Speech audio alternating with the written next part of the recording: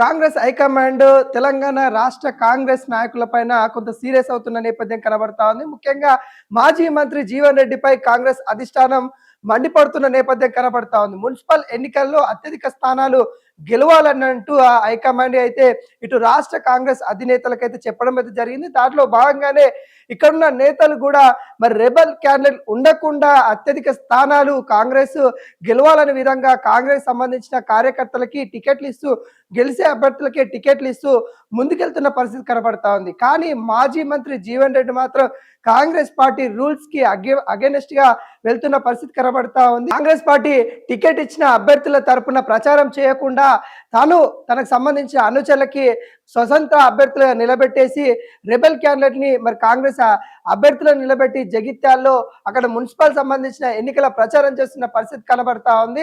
ఆ ప్రచారంలో కూడా కాంగ్రెస్ పార్టీలో ఉన్న తెలంగాణ కాంగ్రెస్ పార్టీలో ఉన్న సీనియర్ నేతల్ని మరియు ముఖ్యమంత్రి రేవంత్ రెడ్డిని కూడా విమర్శిస్తున్న పరిస్థితి కనబడతా ఉంది. గతంలో సీఎం రేవంత్ రెడ్డి చెప్పిన వ్యాఖ్యలు ఏవైతే ఉంటాయో పార్టీ మారిన వ్యక్తులు ఏదైతే పార్టీ మారే సందర్భంలో రాళ్ళను అందుకొని కొట్టండి మీ దగ్గరికి వస్తే అనే విధంగా సీఎం రేవంత్ రెడ్డి గతంలో ప్రతిపక్ష హోదాలో ఉన్నప్పుడు మాట్లాడిన మాటలు కూడా మరోసారి గుర్తు చేస్తున్న పరిస్థితి కనబడతా ఉంది. ఈ పరిస్థితిలో మరి కాంగ్రెస్ పార్టీ మరింత బలహీనంగా అయ్యే అవకాశాలు అయితే ఉన్నట్టు కూడా తెలుస్తా ఉంది. ఈ నేపథ్యంలో హైకమాండ్ కొద్దిగా సీరియస్ ఉండి సీనియర్ నేతలను కూడా ఇటు ఢిల్లీకి రావాలన్నట్టు కూడా పిలుపునిచ్చినట్టు కూడా కనబడతా ఉంది. ముఖ్యంగా జీవన్ రెడ్డి ఈ ఎలక్షన్స్ అయిపోయిన తర్వాత జీవన్ రెడ్డి పైన చర్యలు ఉంటాయన్నట్టు కూడా తెలుస్తా ఉంది. ఇప్పటికే క్రమశిక్షణ కమిటీ తనకి నోటీసులు పంపించడానికి ఆలోచిస్తున్న పరిస్థితి కనబడతా ఉంది. ఎందుకంటే జీవన్ రెడ్డి సీనియర్ నేత, మాజీ మంత్రి, గతంలోనే ఉమ్మడి ఆంధ్రప్రదేశ్లో ఉన్నప్పుడే తను మంత్రిగా చేసిన వ్యక్తి, అనేక సంక్షేమ కార్యక్రమాలు చేసిన వ్యక్తి. తను ఉండడం వల్ల కాంగ్రెస్ పార్టీకి మరింత బలం చేకూరుస్తాయి. కానీ అలాంటి వ్యక్తుల్ని మరి ఈరోజు కాంగ్రెస్ పార్టీ వదులుకోవద్దు కాబట్టి ఖచ్చితంగా ఆలోచిస్తున్న పరిస్థితి కనబడతా ఉంది. కానీ జీవన్ రెడ్డి తన అసహనం అయితే వ్యక్తం చేస్తున్న పరిస్థితి కనబడతా ఉంది. తనకు సంబంధించిన అనుచరులకి కాంగ్రెస్ పార్టీ ద్రోహం చేసింది అన్నట్టుగా మాట్లాడుతున్న పరిస్థితి కనబడతా ఉంది. ఈ నెపంతో అంటే తాను ఏవైతే కోరుకున్న అభ్యర్థులు ఎవరైతే ఉంటారో వాళ్ళకి టికెట్ ఇవ్వకుండా పార్టీ ఫిరాయించిన వచ్చిన అంటే బీఆర్ఎస్ పార్టీలో గెలిచి ఇటు కాంగ్రెస్ పార్టీలోకి వచ్చిన సంజయ్కి సంబంధించిన అనుచరులకి ఎక్కువ శాతం అంటే అక్కడ దాదాపుగా ఉన్న సీట్లలో అటు 30 సీట్లు అటు సంజయ్ వర్గానికి ఇస్తే 20 సీట్లు మాత్రమే ఇటు ఎవరైతే అక్కడ జీవన్ రెడ్డి ఉన్నారో జీవన్ రెడ్డికి ఇస్తున్న నేపథ్యం కనబడతా ఉంది. అంటే జీవన్ రెడ్డి సీనియర్ నేతను కాదని మొన్న పార్టీ ఫిరాయింపు వచ్చిన సంజయ్ కుమార్ సంబంధించిన అనుచరులకి ఏ విధంగా ఇస్తారంటూ తన ఆవేదన వ్యక్తం చేస్తున్న పరిస్థితి కనబడతా ఉంది. ఈ పరిస్థితిని కూడా హైకమాండ్ కొంత సీరియస్ తీసుకున్న పరిస్థితి కనబడతా ఉంది.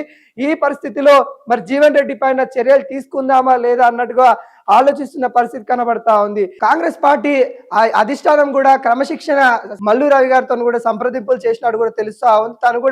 తను కొంత ఆలోచిద్దాం మేడం అన్నట్టు కూడా అటు అధిష్టానం చెప్పినట్టు కూడా తెలుస్తా ఉంది. కానీ మీనాక్షి నటరాజన్, మహేష్ కుమార్ గౌడ్ వీళ్ళ నుండి కూడా తెలంగాణలో ఏం జరుగుతా ఉంది, మున్సిపల్ ఎన్నికల సంగతి ఏంటి అన్నట్టుగా ఇటు హైకమాండ్ ఎప్పటికప్పటికి ఇక్కడున్న స్థితులను తెలుసుకుంటున్న పరిస్థితి కనబడతా ఉంది. బీజేపీ కూడా అంత స్ట్రాంగ్ గా వెళ్తున్న పరిస్థితి కనబడతా ఉంది. అటు కేంద్ర మంత్రులు, అటు బీజేపీ కేంద్ర అధ్యక్షుడు అందరూ కూడా తెలంగాణకు వచ్చి ఇటు మహారాష్ట్రకు సంబంధించిన సీఎం కూడా తెలంగాణలో మున్సిపల్ ఎన్నికల ప్రచారం చేస్తున్న పరిస్థితులలో ఖచ్చితంగా గెలవాల్సిందే అంటూ అటు బీజేపీని ధీటుగా ఇటు కాంగ్రెస్ కూడా వెళ్ళాలి అన్నట్టుగా ముందు ప్రయత్నాలు అయితే చేస్తా ఉన్నారు. కానీ రెబల్స్ వల్ల కొంత ఇబ్బంది అయ్యే అవకాశాలు అయితే కనబడతా ఉంది.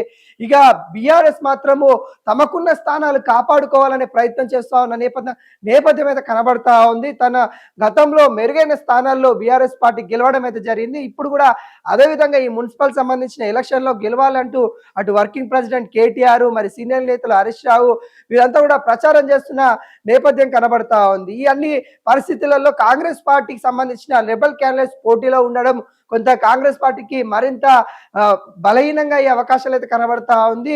కొన్ని స్థానాలు మరి ఓటమి దిశగా వెళ్లే అవకాశాలు అయితే కనబడతా ఉంది. ఎందుకంటే అటు కాంగ్రెస్ అభ్యర్థి మరియు కాంగ్రెస్ సంబంధించిన రెబల్ క్యాడర్లు ఉండడం వల్ల ఆడ మూడో పార్టీ గెలిచే అవకాశాలు ఉంటాయి అన్నట్టుగా ఇటు కాంగ్రెస్ పార్టీలో కొంత ఆందోళన చెందుతున్న పరిస్థితి కనబడతా ఉంది. సీనియర్ నేత మాజీ మంత్రి జీవన్ రెడ్డి పైన కూడా కాంగ్రెస్ అధిష్టానం అసంతృప్తి వెల్లడిస్తున్న పరిస్థితి కనబడతా ఉంది. తనను కూడా క్రమశిక్షణ కమిటీ కూడా విచారించే అవకాశాలు అయితే ఉన్నాయి. తనను కూడా ఇటు గాంధీ భవన్ కి అయితే పిలుపునిస్తున్న పరిస్థితి కనబడతా ఉంది. మున్సిపల్ ఎన్నికల తర్వాత వీటన్నిటికీ జరిగిన పరిణామాలన్నిటికీ కూడా జీవన్ రెడ్డి సమాధానం చెప్పాల్సి ఉంటుంది అన్నట్టుగా సీనియర్ నేతలు చెప్తున్న పరిస్థితి కనబడతా ఉంది.